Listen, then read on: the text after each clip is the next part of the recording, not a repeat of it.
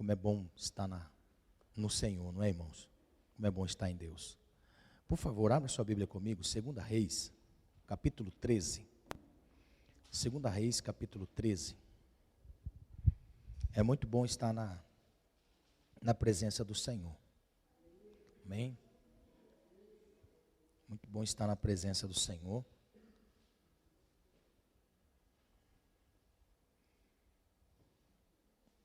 Segunda Reis, capítulo 13, verso 14. Quero ministrar uma palavra do Senhor aos nossos corações.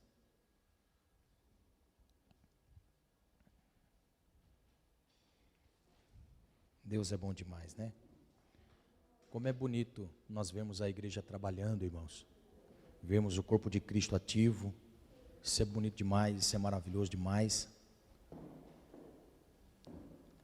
O reino está em movimento. O reino de Deus está em movimento. Amém? Diz assim, todo mundo achou? E Eliseu estava doente da sua doença, de que morreu. E Jeoás, rei de Israel, desceu a ele e chorou sobre o seu rosto e disse: meu pai, carros de Israel e seus cavaleiros. E Eliseu lhe disse: toma um arco e flechas. E tomou um arco e flechas. Então disse ao rei de Israel: põe a tua mão sobre o arco. E pôs ele a sua mão, e Eliseu pôs as suas mãos sobre as mãos do rei. E disse: abre a janela para o oriente. E abriu-a. Então disse Eliseu: atira. E atirou. E disse: a flecha do livramento do Senhor é a flecha do livramento contra os sírios, porque ferirá os sírios em Afeca até os consumir. E disse mais: toma as flechas. E tomou-as. E então disse ao rei de Israel: fere a terra. E feriu-a 3 vezes e cessou. Então o homem de Deus se indignou muito contra ele e disse: 5 ou 6 vezes deverias ter ferido, então feririas os sírios até os consumir. Porém agora só 3 vezes ferirás o sírio. Amém? Esta é a mensagem que Deus tem para nós nessa noite. Nós temos que derrotar o nosso inimigo por completo na nossa vida. Amém? Tenha em mente assim: eu tenho que destruir por completo o meu inimigo, senão ele me destruirá. Amém? Pegou essa revelação? Sente-se, por favor. Glória a Deus. É muito bom nós estarmos na casa do Senhor. Muito bom nós estarmos em Deus. Porque na realidade, quando nos falta algo, nós vamos no lugar aonde sabemos que tem. Se eu vou na padaria, com certeza eu estou precisando de pão ou de alguns elementos de uma panificadora. Se eu vou no açougue, eu sei que o açougue é o local que tem mistura. Se eu vou no mercado, eu sei que no mercado tem os utensílios necessários para nos manter alimentados. Se eu vou numa livraria, eu sei que lá tem livros. E nessa noite, nós estamos na presença do Senhor, porque Ele tem um alimento espiritual para nós. Nós temos que entender que o ambiente que nós congregamos é um ambiente espiritual. Isto aqui é um ambiente social, quando nós começamos o nosso culto. Até começar o nosso culto é um ambiente social. É um ambiente de rever pessoas. E quando inicia o nosso culto, nós estamos num ambiente espiritual. Nós temos uma percepção de que em todos os momentos Deus está de uma forma ou de outra nos edificando espiritualmente. E isso é uma congregação. É quando nós entendemos que dentro desta congregação Os seus talentos me edificam e os meus talentos edificam você. Porque estamos na presença do Senhor. E neste ambiente somos alimentados por Deus. O importante é nós sabermos que, se estamos aqui sedentos ou necessitados de algo espiritual, nós temos que ter a plena convicção que este é um ambiente profético para a nossa vida. E quanto maior é o seu sacrifício para estar aqui, maior também será a revelação de Deus para este momento. Quanto maior a sua fome, maior será o saciar de Deus na sua vida. Quanto maior a sua sede, maior será o saciar de Deus para a sua vida. À medida que nós entendemos que nos reunimos neste ambiente espiritual, o Senhor está trazendo para nós um discernimento espiritual, para nós assim caminharmos a nossa vida nesta terra e não sermos enganados pelo mal, e assim bem como nós caminharmos até o final da nossa vida, porque este é o propósito do nosso chamado. O propósito do nosso chamado é levar a nossa fé e transmitir através da fé uma convicção de que nós temos que chegar até o final da nossa caminhada. Nós temos que combater este bom combate, nós temos que acabar a carreira e nós temos que guardar a fé. Porque este é o propósito designado pelo Senhor. Jesus, para ser glorificado, ele teve que passar pela cruz, e na cruz ele disse, tetelestai, está consumado. E para entender o propósito da glorificação, para entender o propósito da vida após essa vida, nós temos que permanecer até o fim. Nesta manhã eu acordei e disse ao Senhor que nos encaminhe para a cada dia andar no centro da sua vontade. Porque de forma a caminhar no Senhor, eu sempre tenho em mente assim, um culto, nós não vamos ser mudados completamente. Porque o entendimento que temos é de fé em fé, de glória em glória, sermos transformados à imagem de Jesus. De fé em fé, de glória em glória. Em todos os momentos da nossa vida nós somos levados a estar parecido mais com o Senhor. E isto se faz quando nós entendemos que o Senhor está neste ambiente, e neste ambiente somos edificados. Não é o pastor que está pregando, aqui é apenas um instrumento de Deus que está transmitindo a vontade do Criador, sabendo da necessidade de cada um, sabendo do que cada um anseia, sabendo qual é o destino de cada um, sabendo o que cada um vai fazer quando sairmos daqui e irmos pelejar as nossas pelejas. É o Senhor que conhece os nossos caminhos. E sabendo disso, nós nos deparamos com esta palavra que o Senhor nos traz nessa noite. Eu não sei você, mas uma das pessoas que nos inspira também no Antigo Testamento é Elias e Eliseu, dois homens de Deus que são marcados por fenômenos espirituais na sua vida. Haja vista que eram pessoas comuns, eram pessoas de carne e osso, eram pessoas que tinham sentimentos, e a Bíblia mostra para nós a humanidade destes profetas, mostra para nós a humanidade destes grandes homens de Deus. Nós podemos ver Elias, num determinado momento da sua vida, se desespera, e a Bíblia diz que ele mesmo foi para o deserto, ou seja, Deus não mandou ele para o deserto, mas ele foi para o deserto por conta própria, e chegando no deserto, se depara numa situação de isolamento social, e ele se depara com uma depressão profunda, e diz a Deus, no seu desespero de alma, Senhor, me mata, Senhor. Então logo nós entendemos que Elias era um homem sujeito às mesmas paixões que nós. Mesmo sendo dotado de uma capacidade, de uma unção específica, Elias era homem como nós. Quando nós olhamos para Eliseu, e nesta parte da vida de Eliseu, nós podemos entender que Eliseu também era uma pessoa humana. Porque o tópico desta desta leitura nesta noite está escrito assim: Eliseu adoece. Então, para um homem chamado Eliseu adoecer, identifica-nos que Eliseu também era um homem. Era alguém que estava dotado de um corpo físico. Por mais que nós venhamos a ver os fenômenos ocorridos na vida deste grande homem de Deus, a Bíblia revela para nós que ele adoeceu.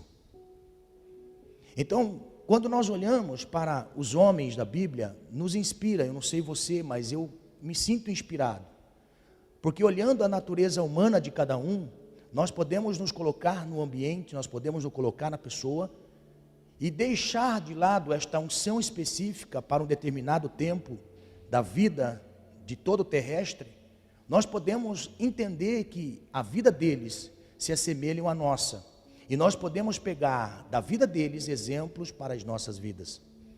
Nós podemos pegar o dia a dia deles, ainda que sejam poucos os escritos que nós temos da vida diária, porque quando nós olhamos para a Bíblia Sagrada, ela não mostra para nós como se fosse um diário de cada personagem, em todos os dias registrado no final da tarde o que aconteceu na sua vida. Porém, nós podemos observar em determinados tempos da vida destes homens, que como humano que somos, eles também tinham as suas dificuldades. Mas acima das suas dificuldades, eles tinham uma convicção tamanha na vida em Deus. Eles tinham uma convicção tamanha de que eles precisavam estar em Deus. Para nestes determinados tempos da vida, onde a Bíblia mostra para nós como se fosse um flash de cada vida em determinados momentos, era como se fosse um momento específico que Deus quisesse transmitir a nós, pessoas que viriam depois deles. É como se Deus quisesse que nós focássemos na vida destes homens, para nós tirarmos lições para a nossa vida, para nós tirarmos lições para a nossa caminhada. E isso só é possível quando nós nos deparamos, eu não sei você, mas quando nós estamos meditando na Bíblia, ou quando nós estamos ouvindo alguém que meditou na Bíblia, está transmitindo para nós a importância da passagem ora observada, nós vamos dizer que coisas são essas? Isso estava na Bíblia. Olha só, isso estava na Bíblia. E eu nem percebi, por muitas vezes que li, nem percebi o que estava escrito. Então, são nesses momentos que Deus traz luz na nossa mente, para atentarmos qual é a sua vontade para nós. Qual é o desejo de Deus para a nossa vida. Existem muitas pessoas que dizem assim: eu queria tanto saber o que Deus tem para a minha vida. Eu queria tanto saber o que Deus quer da minha vida. Eu queria tanto saber vencer as batalhas. Eu queria tanto saber fazer. Eu queria tanto saber. Então eu tenho uma palavra para você. Observe aquilo que está oculto na palavra de Deus. Observe aquilo que está em oculto, porque estas coisas ocultas são do Senhor. E estas coisas ocultas são reveladas àqueles que Deus tem um propósito específico para um tempo específico. E a vida de Eliseu nos inspira muito, porque Eliseu era alguém que queria um compromisso com o Senhor. A Bíblia diz que Elias tinha várias escolas de profetas. Elias tinha escola de profeta em Gilgal, Elias tinha escola de profetas em Betel, Elias tinha escola de profeta no Jordão, Elias tinha escola de profetas em Jericó. A Bíblia mostra para nós que o chamado de Elias foi para trazer uma orientação espiritual. Então logo Elias, sabendo disso, do propósito de Deus, porque Elias surge no cenário de uma forma tão explícita, porém tão sem história, que a única coisa que mostra de Elias é que ele era tisbita, e Elias surge no cenário profético. Então a Bíblia mostra para nós que Elias se preocupa, da mesma maneira que ele surge do nada, e na unção que Deus havia dado a ele, conferido a ele, ele transmite aquilo que Deus um dia disse a ele, fez na vida dele, transmitir a outras pessoas. Então o que ele fez? Ele colocou grupos, e que de tempos em tempos estes grupos eram orientados pelo próprio profeta Elias acerca de Deus. Por isso leva o nome de escola de profetas. Eu posso dizer uma coisa: quem aprende com profeta também é profeta. Aleluia, amém? Glória a Deus, maravilha. Então a Bíblia vai mostrar para nós que dentro desta escola de profetas, tinha um que não era aluno de Elias, mas que conhecia a vida de Elias, que conhecia os feitos de Elias. E a Bíblia diz que Elias estava passando por uma junta de bois, e nesta junta de bois, ele encontra lá na última fileira, na 12ª junta de bois, um jovem chamado Eliseu. E quando Eliseu é observado por Elias, talvez ele se assusta, mas Elias, fitando os olhos nele, chega perto e passa a sua capa sobre Eliseu e disse: segue-me, segue-me. Eliseu, ele fica tão atônito de ver um grande profeta dizendo a ele: agora você vai me seguir. A Bíblia diz que Eliseu diz assim: Elias, meu senhor, espera só um pouquinho, porque eu vou na casa de meu pai, e eu vou se despedir de meu pai, da minha mãe, da minha família, e eu já volto. Quando ele diz isso, Elias olha para ele e diz assim: você entendeu o que eu fiz para você? Você entendeu o que eu fiz para você? Amados, a nossa escolha não foi diferente. Nós não tínhamos estilo de profeta, nós não estávamos na igreja de profeta, nós não estávamos servindo a Deus de profeta, nós não temos linhagem de profeta, nós não estamos inseridos na genealogia de grandes homens de fé, nós éramos pessoas comuns. O Senhor Jesus, quando passou por nós, Ele disse: segue-me. Aleluia, aleluia, aleluia. Eu acho lindo isso, porque a minha mãe não era crente, meu pai não era crente, meus familiares não eram crentes, mas quando o Senhor aprove nos salvar, Ele diz assim: vem, segue-me, aleluia. Eu acho lindo isso em Deus, porque Ele não olhou para nós, mesmo nós não tendo linhagem, referência, Ele olhou para nós e disse: eu tenho uma obra na sua vida, aleluia. Aí nós dizemos: eu tenho uma responsabilidade social, eu posso terminar e depois eu já chego? Sim, Senhor, posso? Ele vai dizer: você entendeu o que eu fiz para você? O fato de nós seguirmos o Senhor é entender o que Ele fez por nós. Aqui está o segredo, é entender o que o Senhor fez por nós. A intensidade do meu servir ao Senhor é a intensidade da revelação que Ele fez a mim. Aleluia. A intensidade do meu servir ao Senhor é a intensidade da revelação que eu tive do Senhor. Então a Bíblia diz que Eliseu, ele vai para a sua casa, se despede de seus pais, ele traz nas suas mãos um pouco de carne e um pouco de lenha, e a Bíblia diz que aonde eles estavam, ele constrói uma churrasqueira com tijolo, com pedra, e coloca a lenha, acende o fogo, e com a carne de um boi que ele matou, ele trouxe para fazer churrasco. Ou seja, a vida velha dele estava queimando naquele momento, para iniciar agora uma nova vida no Senhor. Aleluia. Então a Bíblia mostra para nós que Eliseu é uma figura emblemática, e que nos inspira, pelos feitos que ele fez, acompanhado deste homem, Elias. Então a Bíblia vai mostrar para nós que Eliseu, ele entendeu o que o Senhor fez para ele. Por quê? Porque dentre as escolas de profetas, Elias não foi orientado a levantar nenhum daqueles. Mas a Bíblia vai dizer para nós que Elias é ordenado pelo Senhor para levantar Eliseu no lugar de Elias. Aleluia. Então a Bíblia começa mostrando para nós os feitos. A Bíblia diz que Eliseu passa por um treinamento. Elias vai em determinados lugares e diz assim: fica aqui, porque eu vou lá. Ele diz assim: não, agora eu sou seu discípulo, onde o senhor for, eu vou também. Então a Bíblia diz que eles saíram de Gilgal, foram para Betel, de Betel para Jericó, de Jericó para o Jordão, e assim bem como a Bíblia diz que eles não se apartaram do outro. Aí quando passou no quarto estágio do discipulado de Eliseu, a Bíblia diz que Elias pergunta assim: que queres que eu te faça? Peça-me uma coisa antes que eu seja tomado aos céus. E a Bíblia vai dizer: Elias, eu quero a porção dobrada do teu espírito.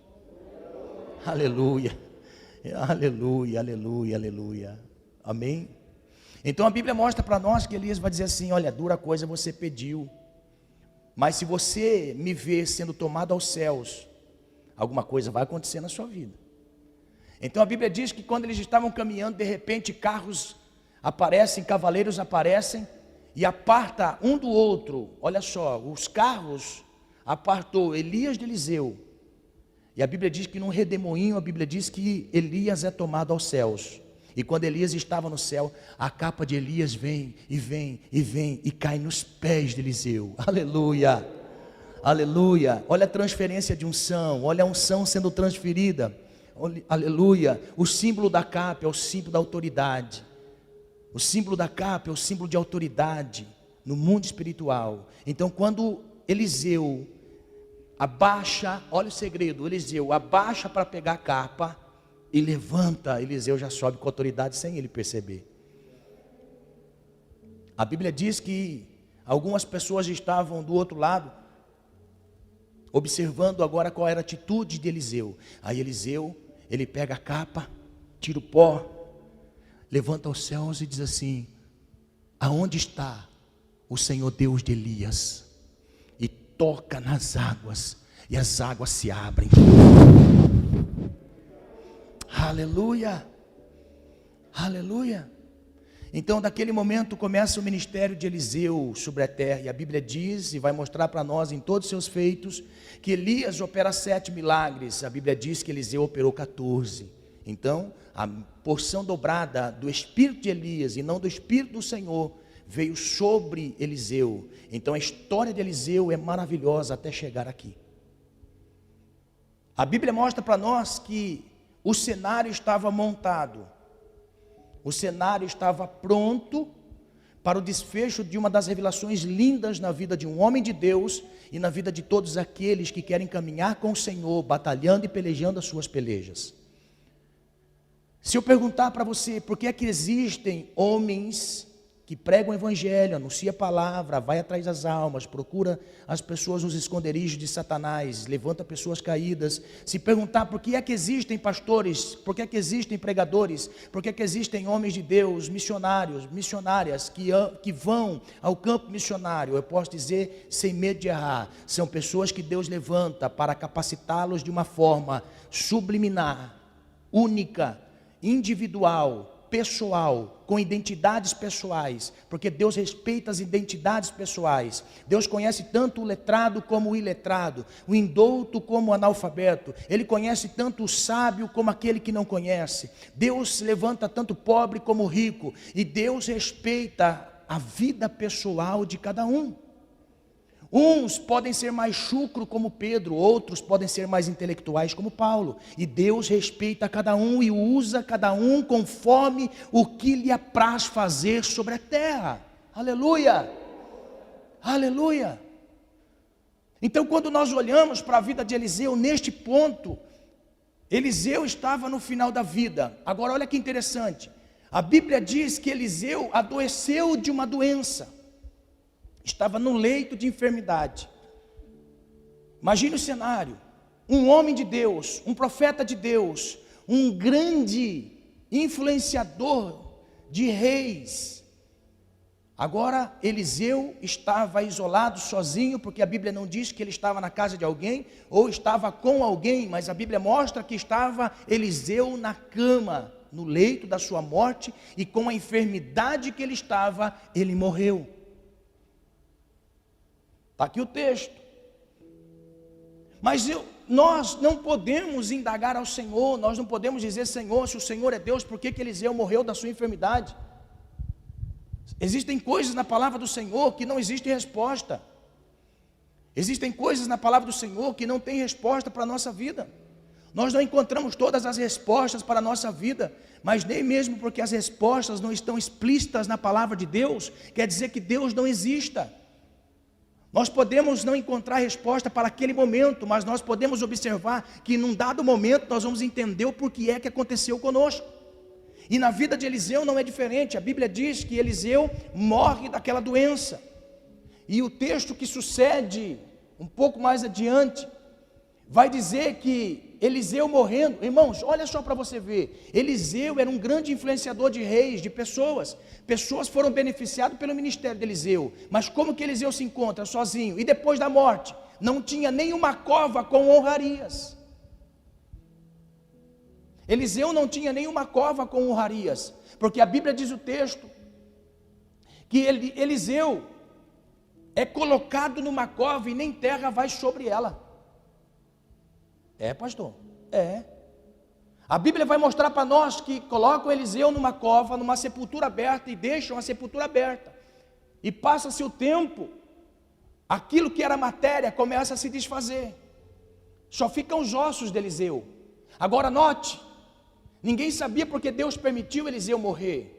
Ninguém sabia porque Deus permitiu da doença que Eliseu estava morrer daquela doença. Mas nós podemos entender que para todo tempo na nossa vida tem um propósito. A Bíblia diz, olha que fato interessante, a Bíblia diz que havia uma guerra, e da guerra Israel estava perdendo.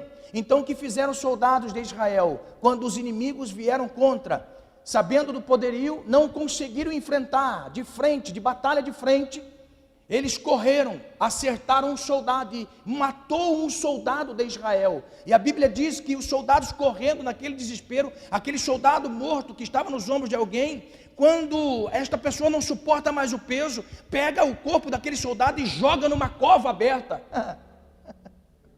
Aleluia, aleluia. A Bíblia diz que quando aquele corpo, irmão, quando aquele corpo que estava morto toca nos ossos do profeta Eliseu, a Bíblia diz que naquele momento aquele soldado ressuscita. Aleluia, aleluia.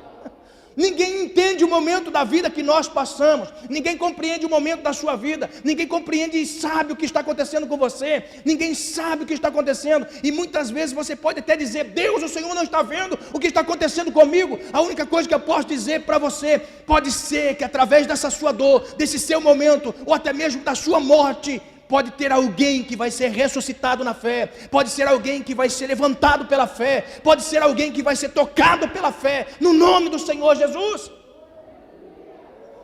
Aleluia. Não entendemos todas as coisas que acontecem a nós, mas assim como aquele soldado, irmão, que ressuscita. Agora tente imaginar, irmão, tente imaginar, os soldados de Israel correndo, lançam o corpo na cova, e continuam correndo. Quando o corpo toca no osso, ele, o que estou fazendo aqui? O que aconteceu comigo? Está entendendo? Ele levanta aquela cova, vê os ossos, meu Deus, se assusta. E quando ele levanta ali, sai daquela cova, ele começa a correr. Aí vê o soldado, os seus amigos lá na frente. Ele fala assim, ei, espera aí. Ó, alguém olha para trás e fala assim, meu Deus do céu, o que é esse que vem correndo atrás de nós? Aleluia. Ele aqui, ó, espera eu, que espero ser perna para quem tem. Amém? Então existem coisas na nossa vida que nós não entendemos, mas nós temos que aprender lições. O importante da nossa vida não é compreender todas as coisas, mas sim tirar lições de todas as coisas. O importante na nossa vida não é entender o porquê das coisas, mas é dizer, Senhor, me ensina o que o Senhor está querendo transmitir a mim. Me ensina, Senhor. Aleluia. Então a Bíblia vai mostrar para nós que Eliseu estava doente, e naquele momento Israel estava num período difícil. A Bíblia diz que no reinado de Jeoás, sabendo que Eliseu estava em casa, estava doente, ele entra na casa. A Bíblia diz que ele se debruça em cima do profeta e começa a chorar. Meu pai, carros e cavaleiros. Na realidade era a expressão de autoridade de Eliseu, que havia sido confiada a ele, de ver as coisas espirituais, saber que nós não estamos sozinhos nesse mundo, saber que Deus está conosco, como o salmo que foi lido nessa noite, saber que Deus está conosco. Aleluia. Nós não podemos perder de mente que Deus está conosco. Em nenhum momento nós podemos dizer, Deus, eu estou sozinho, estou sozinha. Não existe ninguém sozinho, ninguém sozinha. Nós temos que entender que Deus está conosco. A Bíblia diz que naquele momento em que Jeoás se debruça em cima de Eliseu doente, Eliseu sabia qual era a vinda de Jeoás naquele momento. Por quê? Porque Israel estava com um decreto do seu inimigo, de que viria em guerra contra Israel. Jeoás temeu e foi até onde Eliseu estava. E a Bíblia diz que Eliseu, sabendo do que estava por acontecer, irmão, note uma coisa importante: um homem doente em cima da cama, não se sabe se estava sozinho ou não, mas o que me chama a atenção, e o que tem que nos chamar a atenção, é que mesmo ele no final da sua vida, dentro da sua casa, tinha um arco e tinha flecha. Aqui é muito sério o que eu vou dizer nessa noite. Dentro da casa de Eliseu tinha um arco e tinha flecha. Significa que aquele homem nunca na sua vida perdeu uma convicção de que estava em batalha. Em nenhum momento passou na sua vida que ele estava vivendo uma vida sossegada, mesmo sendo profeta, homem de Deus. Ele sabia que estava em guerra. Por isso que dentro da sua casa tinha arco e tinha flecha. Símbolo de guerra. Símbolo de guerra. E o que nós temos que ter em mente? Que nós temos que ter em casa elementos de guerra. Ah, pastor, então quer dizer que o senhor está dizendo que eu tenho que ter uma arma em casa? Não é isso. Você tem que entender que tudo aquilo que foi vivido pelos nossos irmãos do Antigo Testamento são figuras e sombras para nós hoje. O que nos mostra e chama atenção é que mesmo aquele homem na velhice, ele tinha o entendimento que tinha que estar preparado para a guerra. Nós estamos em batalha, crente. Nós estamos em batalhas. E nós precisamos entender que não é pelo passar do tempo que nós temos servindo ao Senhor que nós podemos esmorecer na oração, no jejum, na leitura, no devocional, no serviço ao Senhor. Nós temos que entender que estamos em guerra. O que dizer do apóstolo Paulo quando escreve a segunda carta a Timóteo, seu filho na fé?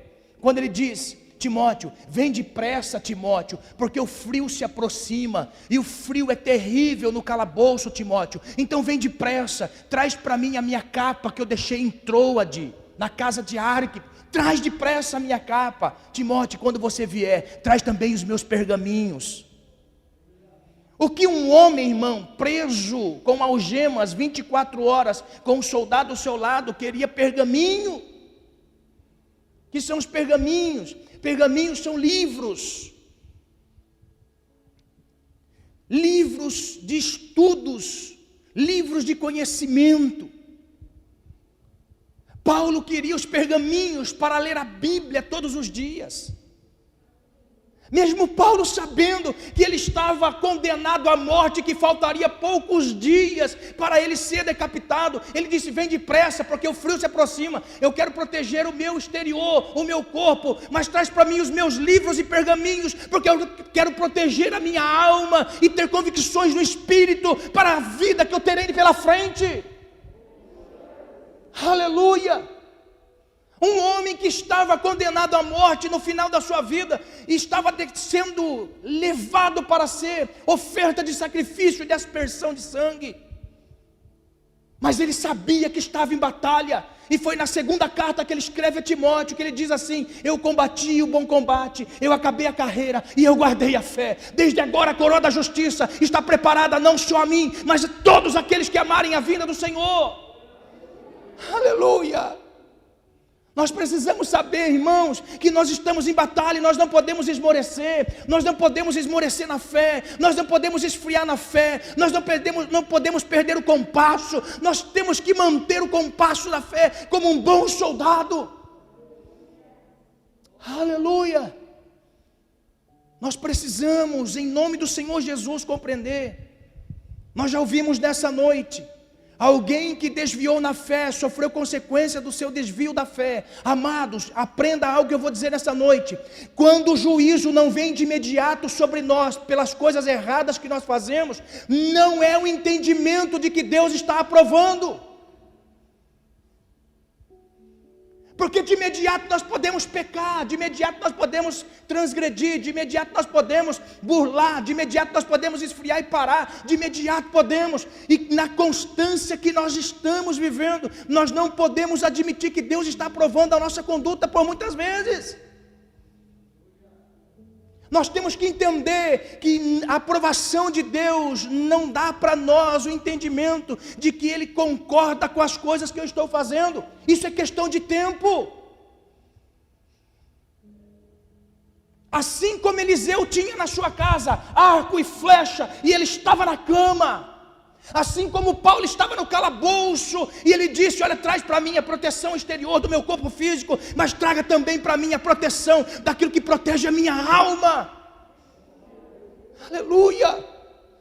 Nós não podemos estar desconexo da nossa vida e do nosso compromisso. A Bíblia diz que Jeoás estava desesperado. Agora preste bem atenção, irmãos, quem não sabe quem é em Deus se desespera. Quem era Jeoás? Jeoás era rei, que, entre aspas, era para ser a maior nação do mundo antigo, a maior potência do mundo antigo. Agora, como estava Jeoás? Com medo de um exército pequeno. Aonde ele vai? Na casa do profeta doente. Olha, na casa do profeta doente. Profeta doente. Quando vê Jeoás chegando, Deus já abre a revelação dele. Quando ele debruça em cima de Eliseu e chora e levanta, Eliseu olha para ele e fala assim: pega o arco, pega a flecha.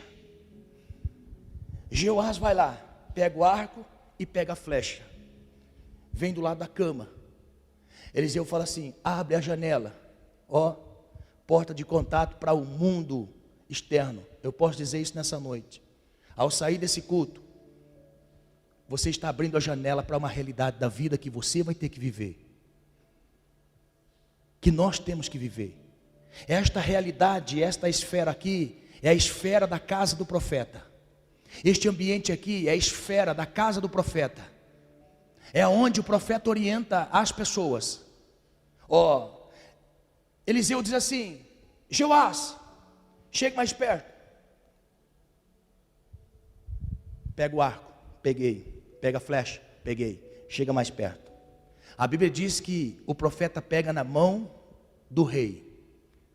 E o profeta pega na mão do rei segurando a flecha. E a Bíblia diz que eles fazem assim, ó. Os dois. Puxa. A flecha vai e toca a terra. Uma pergunta. Naquele momento, a flecha matou o inimigo? A flecha matou o inimigo? Nós temos relato da história de que algum Ciro foi morto? Sim ou não? Sim ou não? Não matou ninguém. Por que o profeta diz assim: esta flecha é a flecha do livramento? Por que o profeta falou assim: esta flecha aqui vai ser o livramento contra o inimigo que vem vindo de fronte de vocês? Mas o profeta e o rei não matou nenhum soldado. Mas eu quero dizer, o mundo espiritual estava organizado numa palavra para dar vitória. Sabe o que eu estou dizendo aqui? Nessa noite você está com a sua mão segura na minha mão, e nós dois estamos atirando uma flecha. Talvez você não sabe, talvez você não observa, mas em cima desta palavra que eu estou ministrando, Deus está dando livramento a você.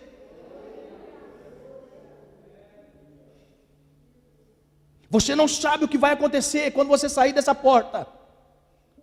Você não sabe o que vai acontecer quando você chegar no seu trabalho. Você não sabe o que vai acontecer, mas tem uma palavra de Deus dizendo que o mundo espiritual está organizadíssimo. Nós temos que atentar para aquilo que o profeta diz.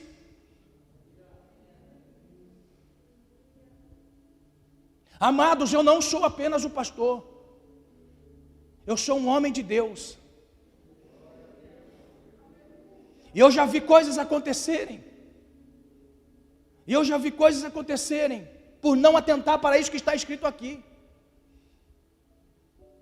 De pregar uma mensagem, acabar o culto, nós vemos acontecendo identicamente aquilo que foi ministrado.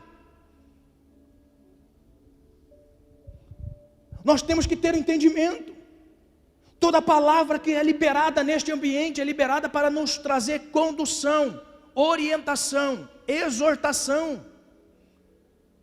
Esta palavra tem direção.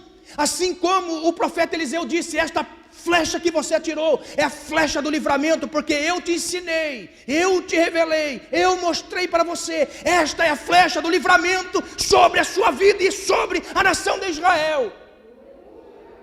Eu posso dizer em nome do Senhor Jesus, se você atentar para aquilo que está sendo ministrado nessa noite, que você está em batalha, e nós temos que estar atento em todas as coisas que estão acontecendo à nossa volta. Se você atentar para isso, a flecha do livramento contra o inimigo da frieza espiritual vai ser bloqueado, paralisado na sua vida, em nome do Senhor Jesus. Aleluia, aleluia. Agora, o mais interessante, irmãos, agora preste atenção e foque agora no que eu vou dizer. A Bíblia diz que quando o rei acaba de atirar a flecha e sai pela janela, a flecha do livramento, a flecha do vencer da batalha, entenda, uma guerra é composta de batalhas. Quando Eliseu disse assim, esta flecha é a flecha do livramento contra esta batalha. Por quê? Porque ele vai vir contra Israel, Israel vai prevalecer e ganhar a batalha, mas uma guerra é composta de batalhas. Aprenda o que eu vou dizer, não quer dizer que você conseguiu vencer uma batalha, você venceu a guerra só vai ser vencida quando nós fecharmos os nossos olhos dessa vida e entrarmos na terra de descanso e paz para todo sempre. Nós estamos em batalhas. A Bíblia vai dizer para nós, olha só, a Bíblia vai dizer para nós, que Eliseu fala assim, Jeoás, atire as flechas. Então quer dizer que tinha mais de uma flecha. Tinha mais de uma flecha. O importante é saber, que se você vencer uma batalha, glória a Deus. Venceu uma tentação, glória a Deus. Venceu a frieza, glória a Deus. Venceu aquilo que vem contra a sua fé para te fazer cair, glória a Deus. Mas não se esqueça, a guerra é composta de batalhas. Olhe só o texto. Eliseu disse para Jeoás, atire as flechas.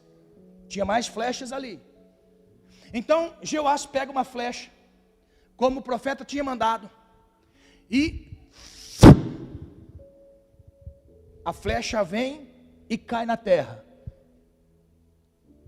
O profeta, deitado na cama, permaneceu deitado e calado. Jeoás, talvez, olha para o profeta e fala assim, profeta, profeta,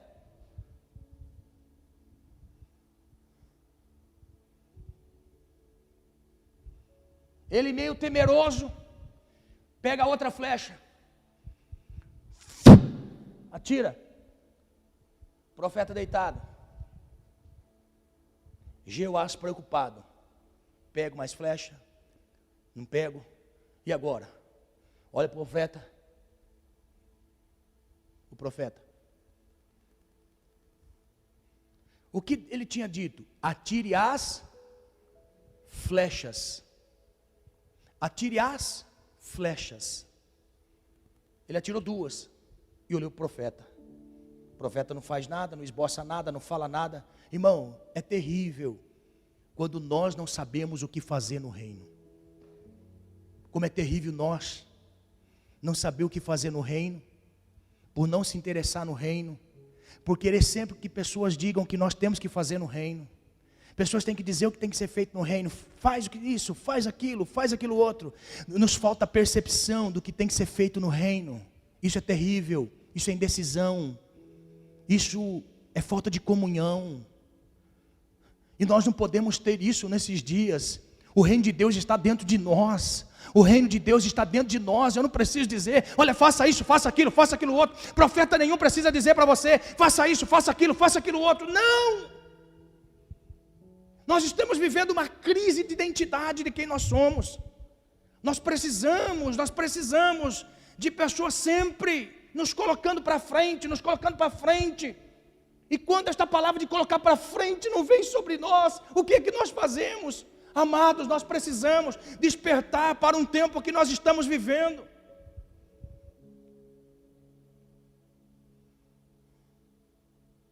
Nós precisamos despertar para um tempo que nós estamos vivendo. Nós não precisamos dizer, faça isso, faça aquilo, não. Nós temos que ter convicções. O Senhor já disse para nós uma vez. Deus disse para Noé uma única vez, constrói a arca.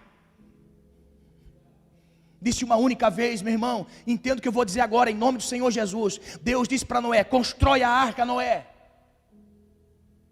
Sabe quando Deus veio falar com Noé? Meu Deus. Sabe quando Deus veio falar com Noé? Depois de 100 anos.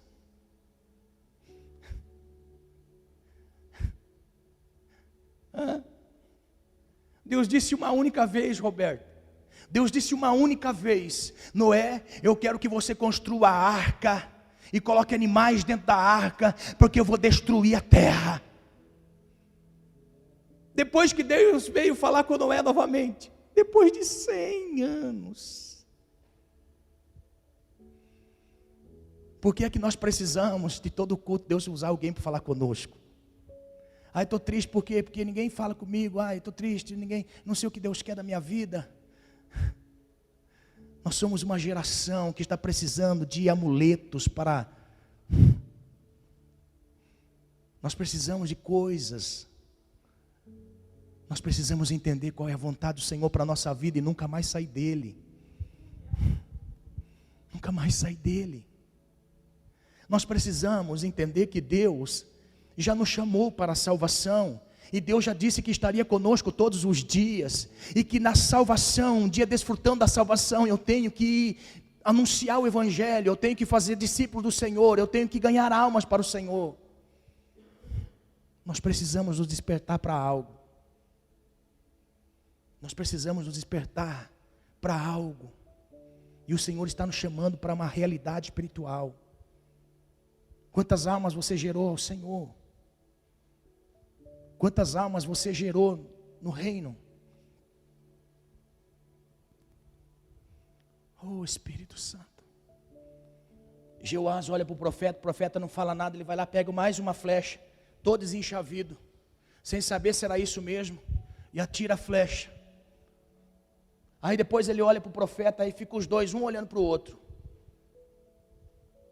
Ninguém fala nada, o profeta não fala, Jeoás não fala, como das outras vezes, atiro mais uma, não atiro, e agora, o que faz? Eu faço alguma coisa, eu corro para lá, faço para cá, o que eu faço, pastor? O que eu faço, pastor, para o reino, pastor?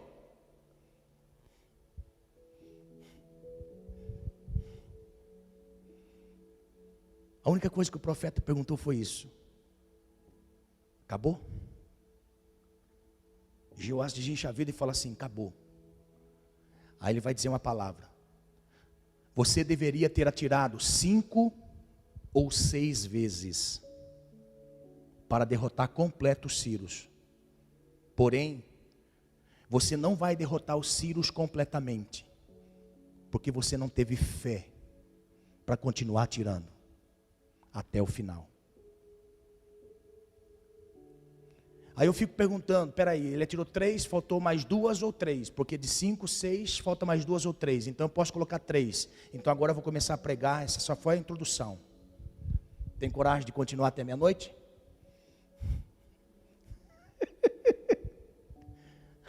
Pastor, tem que trabalhar amanhã, pastor.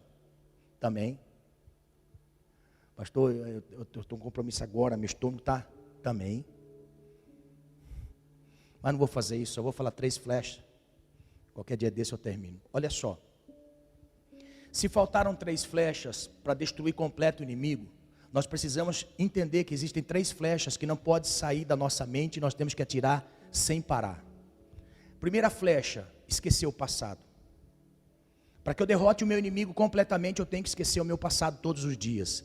Hoje eu tenho que esquecer o que aconteceu ontem, amanhã eu tenho que esquecer o que aconteceu hoje, depois da manhã eu tenho que esquecer o que aconteceu, assim sucessivamente. Por quê? Porque passado não move presente e tira a expectativa do futuro.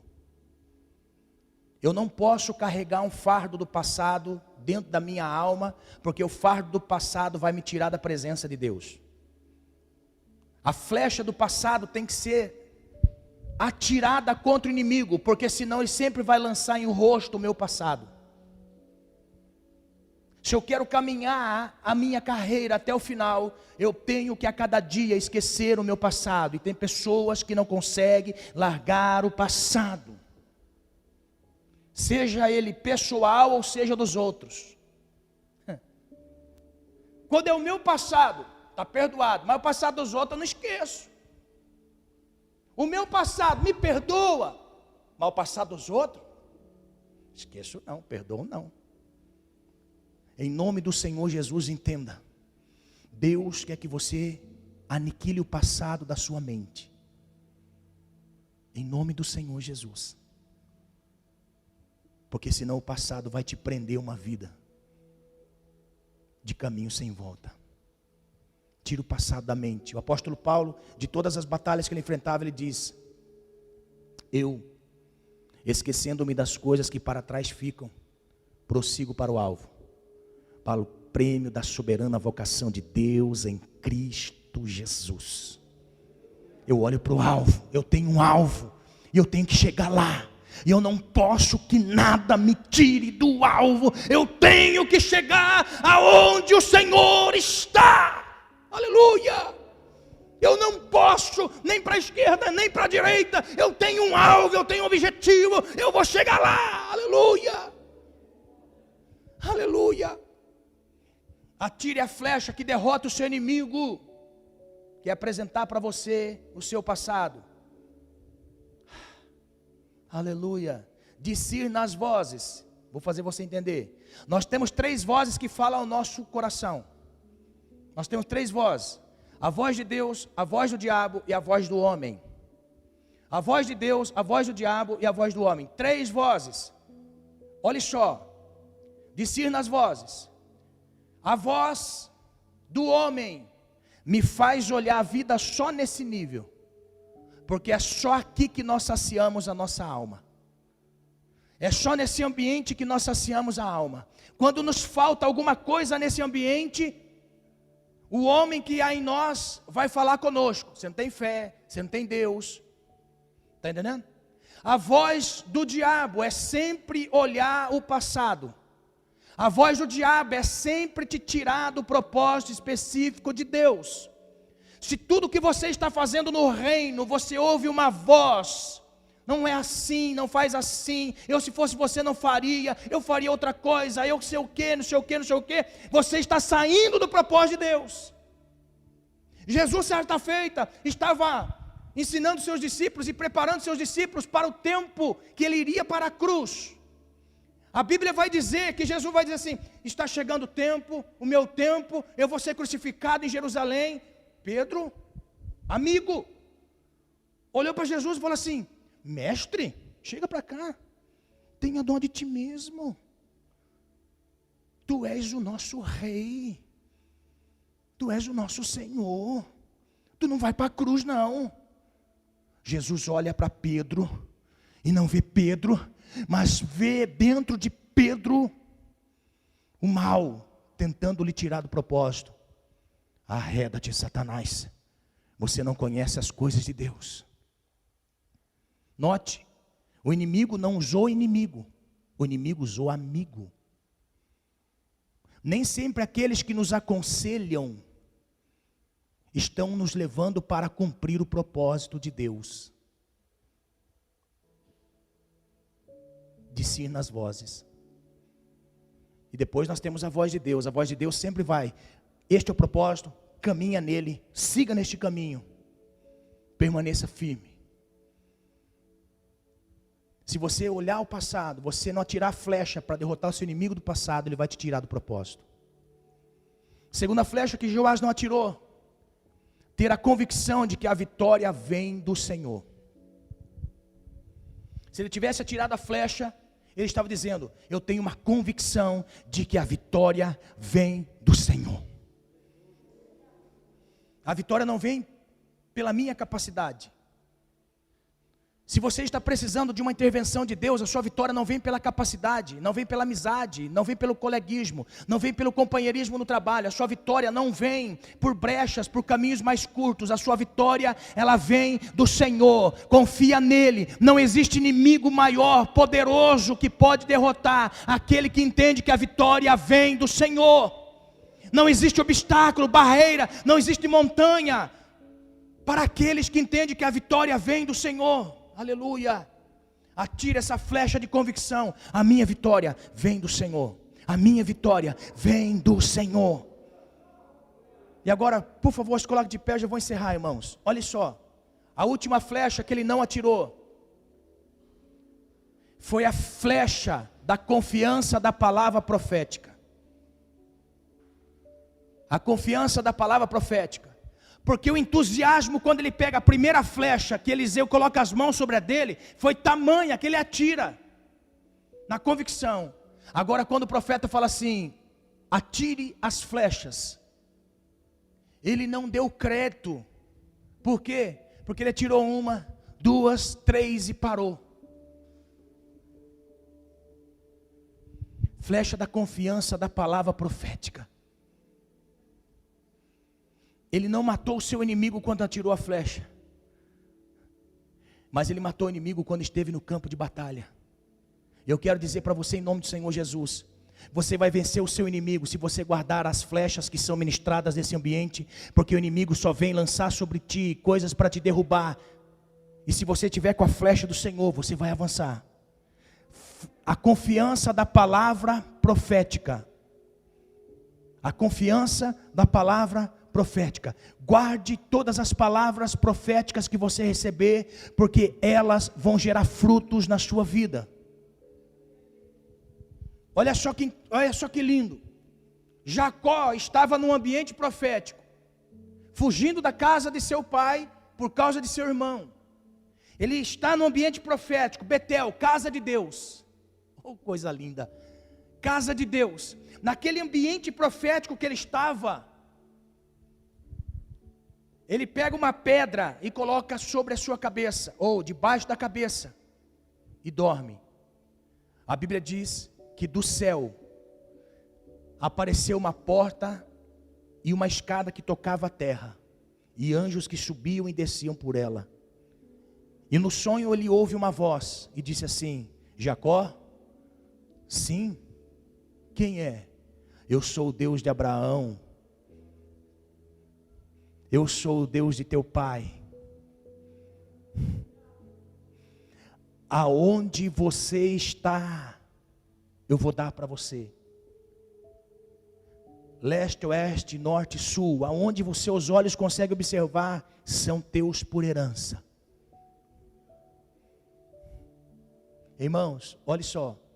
Um jovem que tinha saído sem troca de roupa, sem expectativa de vida. Por quê? Porque ele sabia que a qualquer momento seu irmão podia matá-lo.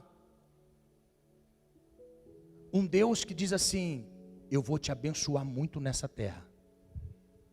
Eu vou te abençoar muito nessa terra. 2 pessoas estão entendendo. Eu vou te abençoar muito nessa terra. Eu vou te abençoar muito nessa terra. Eu vou te abençoar muito nessa terra. Eu vou te abençoar muito, muito, muito nessa terra. Agora, qual foi a resposta quando ele acorda do sonho? Qual foi a resposta que ele dá para o Senhor depois da palavra profética? Senhor, se tu me abençoares como o Senhor disse, de tudo eu vou te devolver aquilo que é seu. Agora, o fato não é devolver o que é seu, e esse também não é o propósito da mensagem. O fato é crer na palavra profética.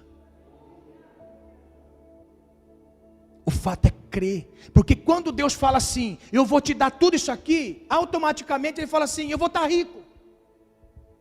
Automaticamente eu vou devolver para Deus o que lhe pertence. Mas olha só, o que Deus está dizendo para nós não é apenas nesta área financeira. Porque muitas pessoas podem ser ricas, mas ao mesmo tempo tão pobres. Porque a riqueza não consiste só no dinheiro. A riqueza consiste em ter Deus a seu favor. Aleluia. Aleluia. Eu sei que existem pessoas que estão dizendo assim: eu não quero ser rico de dinheiro, pastor, eu quero ter saúde. Pastor, eu não quero ser rico de dinheiro, eu quero ter uma família abençoada. Pastor, eu não quero ser rico de dinheiro, eu quero ser, pastor, uma pessoa que consiga ajudar outras pessoas. Pastor, eu não quero ser rico de dinheiro, eu quero ter talentos para poder ensinar outras pessoas. Pastor, eu não quero ser rico de dinheiro. Pastor, eu quero fazer o reino, eu quero fazer o reino avançar. Aleluia. Você vai conseguir todas as coisas que Deus falar para você. Você vai conseguir todas as coisas que Deus falar para você. Mas você tem que entender a palavra profética que Ele está dizendo a você. Dá uma resposta para Deus. Dá uma resposta para o Senhor. Aleluia. Pode ser que o tempo demore um pouco. Pode ser que no percurso você não veja Deus. Jacó sai dali para casa do seu tio Labão. Irmão, para Jacó voltar para o mesmo lugar, foram-se aproximadamente entre 23 e 28 anos. Para Jacó voltar no mesmo lugar, com a palavra profética cumprida na sua vida. Jacó foi enganado, Jacó foi colocado para trás, Jacó sofreu de tudo. Mas tem uma coisa: Deus era com ele, aleluia.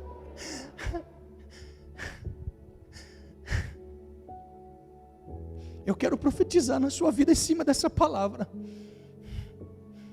Tudo aquilo que você já gastou até aqui, força, disposição, tempo, dinheiro, tudo que você já gastou para buscar o sonho realizado na sua vida e não conseguiu, dá um sim para Deus. Dá um sim para o Senhor a partir dessa noite. Dá um sim para Deus. Deus, se o Senhor fizer na minha vida, eu vou, Senhor, novamente retornar tudo para o Senhor. Dá um sim para Deus. Você vai ser hábil na palavra, você vai ser ousado na palavra, você vai ter dons espirituais, você vai ter dinheiro, você vai ter família, você vai ter a honra do Senhor na terra. Só depende de você. Dá um sim para Deus. Aleluia. Dá um sim para Deus. Dá um sim para Deus. Em cima desta palavra profética, dá um sim para o Senhor. Eu poderia chamar todos aqui na frente, mas não vou fazer, porque Deus conhece o seu coração. Eu quero, em nome do Senhor Jesus, assim como Deus tem falado comigo, em nome do Senhor Jesus, eu quero que você feche seus olhos e olhe para a sua vida agora. Como está? Talvez você está igual Jeoás, preocupado, você está com medo, você está vendo a situação avançar, sem uma resposta, uma solução. Talvez você está igual Jeoás, você não consegue ver uma saída, mesmo estando com o profeta, e o profeta orientando o que fazer, você não encontra saída, mas tem uma resposta. O Deus que conhece o seu coração, vai ver pelo seu estilo de vida, o quanto você adora e busca o cumprimento desta palavra profética sobre a sua vida, em nome do Senhor Jesus. O Senhor Jesus, Ele está do seu lado, o Espírito está contigo, o Senhor está vendo você. Não desanime, você só precisa no seu dia a dia dizer para Deus: Deus, eu estou apenas cumprindo a tua palavra profética. Eu não estou vendo nada ainda, mas estou cumprindo a tua palavra profética. Eu não saio do lugar, eu não saio da minha posição, eu continuo firme, eu continuo avançando, eu continuo falando, eu continuo orando, eu continuo jejuando. Nada vai me tirar do propósito que um dia o Senhor falou para mim. Você pode ter certeza que as coisas vão começar a mudar em nome do Senhor Jesus Cristo. Algumas coisas vão começar a mudar em nome do Senhor Jesus.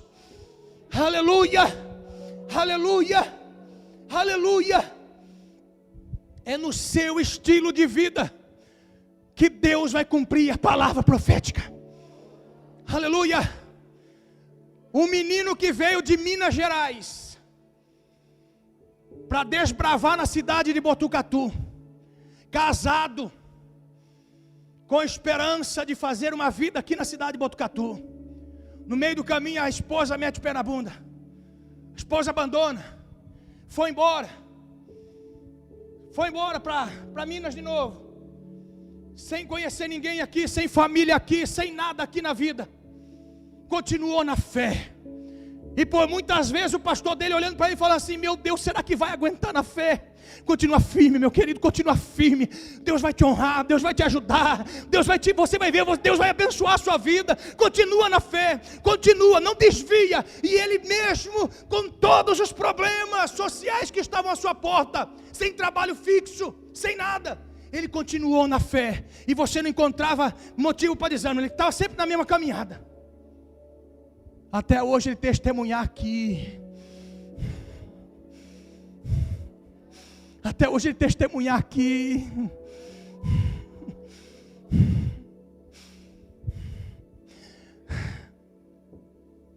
Deus vai concluir a palavra profética sobre a sua vida, Juarez. Continua firme na casa de Deus, servindo ao Senhor. Continua, porque tu verás a manifestação de Deus a seu favor, em nome do Senhor Jesus. Aleluia, aleluia, aleluia. Em nome de Jesus, continua firme. Continua.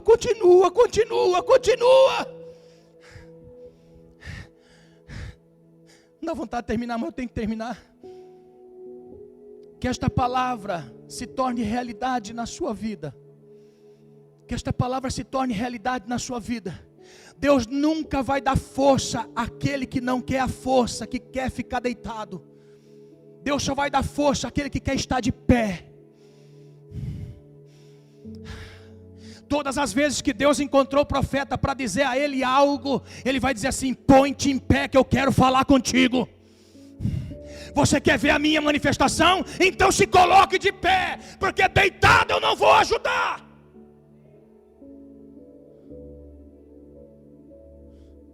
Eu vou dar de pé, então se põe de pé. Em nome do Senhor Jesus.